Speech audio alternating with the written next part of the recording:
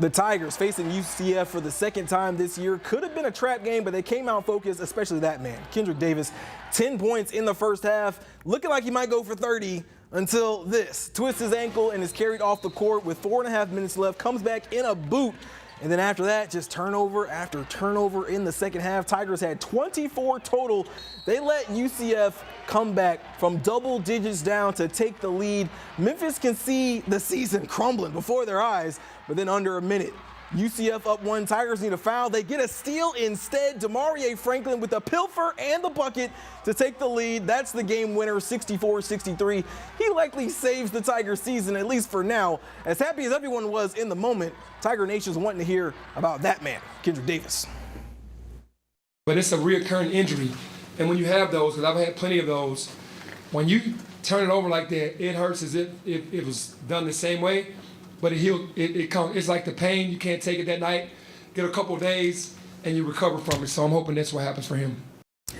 Yeah, that is not what happened to him. Davis was seen getting shots up in warm-ups, but in the boot at tip-off against Houston, Memphis would have to live without him. They started out okay. Jaden Hardaway wide open on the extra pass.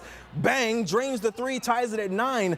But that turnover bug started biting. 15 in the first half. The Tigers were down 11 at halftime. You can't do that against the Cougs, but Memphis would not go away easy. Demarie Franklin cuts the lead to 4. But the Cougs showing why they're number 2 in the country, maybe number 1 come Monday. They put Memphis away 72-64. So a lot to get into with these Tigers. To break it all down, I'm bringing a man who knows them intimately. This is Greg Gaston, radio host for Sports 56 WHBQ. Also calls play-by-play for the Tigers. So you see a lot of Memphis basketball. I have for a long time, but I'll tell you, the importance of Kendric Davis was on display in that UCF game. We saw the highlights without him, a team that barely hung on to get a W. And against Houston, not able to have Kendric Davis go out there. Tigers, a valiant effort, but not strong enough. That guy is so important for this team. Yeah, Kendric Davis doesn't play against Houston. They lose 72-64. We don't know when we're going to see him again. Getting shots up before the game is good news. You think you probably may see him in the next couple. Greg, how do they adjust, the Tigers that is, how do they adjust without Kendric Davis moving forward? Well, let's hope against Wichita State they have Davis. Alex Lomax coming back for that Houston game, very important because he is a ball handler. In that UCF game, they didn't have either one, and you saw the struggles with the turnovers. The turnovers also were a problem early on in this game.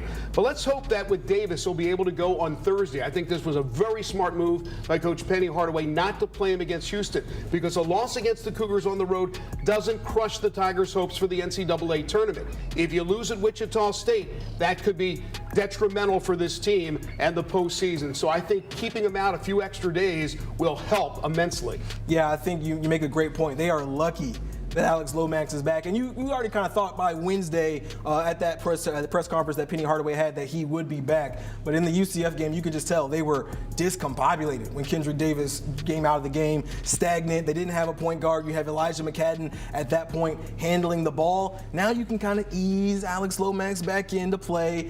You thought you could, rather, after 9 games out, but he's going to have to play a lot now. He's going to have to play 29, 30 minutes like he did today. McCadden operates better in kind of that off-guard role, right, where he's allowed to cut. He can really be that utility guy that you need. He had 20 points against Houston today. He led the Tigers, but to be honest, you're not replacing 21 points and 5 rebounds, or 5 assists a game with Kendric Davis out. They're going to have to defend their way to the next few wins. They got to ratchet up the defense. You go into that full court press that they're so good at, and then in the half court, they're just not who they could be without Kendric Davis in the game. They average 18 points off turnovers a game. They're going to have to ratchet that up. You're going to have to see 24, maybe 25 minutes a game. Moving forward, 4 games left before Memphis is in the conference tournament. They'll see Wichita State and SMU on the road, but a home game against Cincinnati, and then you get a rematch with Houston on March 5th before the tournament.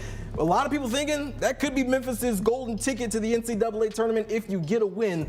But Greg, what do you think those chances are of making it to the big dance with a win against Houston or not? I still think they have a very good chance. Obviously, you have to win the home game against Cincinnati, and you can't afford to lose those 2 road games. Wichita State is not the Shockers we know of from years past, and this is a bad SMU team, so you need to win those road games too.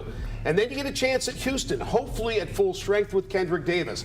I think if they win all those games, even if they lose the home game to Houston, they have a chance. As long as they get to the finals of the conference tournament, they can't bail out early or they will probably be on the wrong side of the bubble. But if they take care of business and even lose to Houston, I still think they can get in. If they can beat the Cougars the second go around, and I think they have a chance to do so at full strength, they'd be in really good position for the tournament. Yeah, I think when you came into the Houston game today and you hear no Kendric Davis, you're probably thinking we might be in blowout territory, but it was a really competitive game.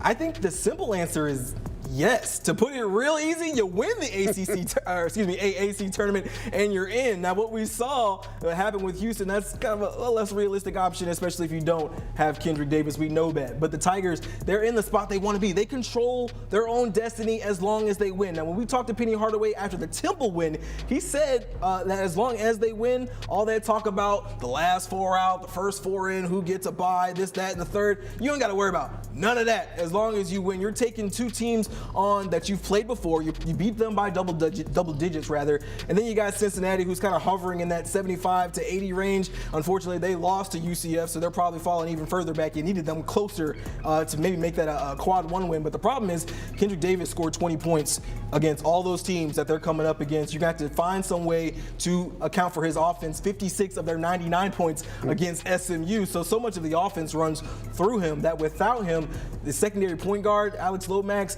the Tigers are going to struggle to score. And if that defense doesn't get it done, poof, there goes your chance at the NCAA tournament. They're still a very good team, but they're a real good team when they have Kendric Davis. You saw against Houston today that they gave them a run for their money, but they can't turn the ball over the way they've done. And they got to play better defense, which they did earlier in the season in the non-conference portion of their schedule. And I agree with what Penny Hardaway had to say, but a lot also depends on what other teams on the bubble do. But again, I think Memphis is in very good shape as long as they don't lose to Wichita State, Cincinnati, or SMU. Yeah, I think they're in a good spot. Obviously, the Tigers, they want to make it to the big dance. They did it last year for the first time in 8 seasons. They won a game against Boise State. It seems like every year it's a bit of holding your breath about whether they're going to get into the dance or not. This year is a good example. But Greg, this is a really storied program. Is simply making the dance still the standard for Memphis, or do you have to do something if and when you get there to really make some noise? It's not the standard.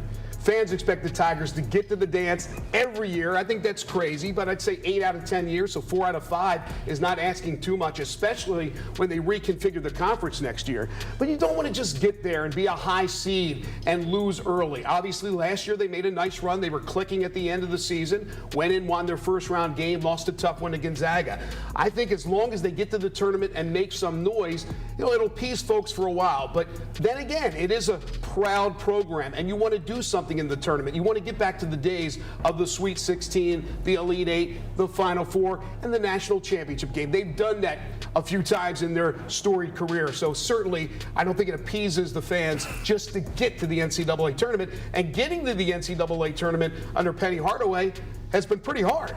Yeah, I mean, he's in his 5th year now, and they've had postseason success. They've gotten to a postseason for most of the time that he's been here. Right. But we're talking about Memphis State at one point. From 2004 to 2013, Memphis made the tournament 9 out of 11 years. And of course, you go to the national championship game in 2008. I think getting into the dance is kind of the standard and the goal for right now for Penny Hardaway's group. And I understand this program, you got a lot of high expectations. They're literally celebrating the 50th anniversary of the 72-73 team that went to the championship with the bobbleheads and all that. I got them on my desk right now. But let's be honest, it's been a drought for a little bit prior to last year. They hadn't been to the dance since 2014. Penny has certainly brought the postseason success with him. I think he's given this program a lot of reasons to be happy about where they are and where they potentially could be going. But I think he's just trying to get them back into the dance and kind of make that return to it a standard of making it every year. But for right now, the standard is, hey, we got to do as well as we can. We're winning 20 games, which we like.